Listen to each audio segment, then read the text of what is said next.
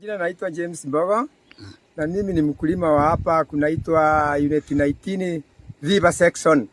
Hapa tuna shida kubwa ya maji kwa sababu maji yanapeanwa kwa wakati.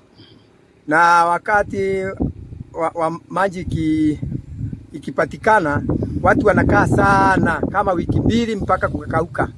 Hata ukiangalia hii kanal unaonanga haina maji. Kwa ziwa ndemu iko, lakini tunanjuanga kuna ukame mkali, yani jua ni kali, watu wanapatiwa maji, huenda yanaenda na jua, yale mengine inatumika kwa mchele.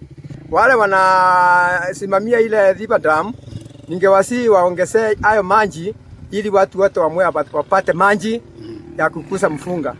Maji inaonekana inafika, lakini sio ya kutosha.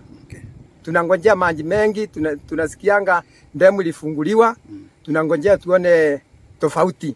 Huku kuna shida ya maji na ndemu ilitengenezwa na hatujui nini, kwani ndemu hii ilitengenezwa na maji ilienda wapi, na nasikianga maji iko kwa Kisugu, maji iko mingi sana.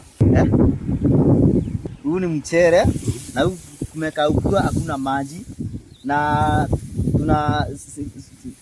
kwani maji ilienda wapi, na tulisikia ndemu iko na maji.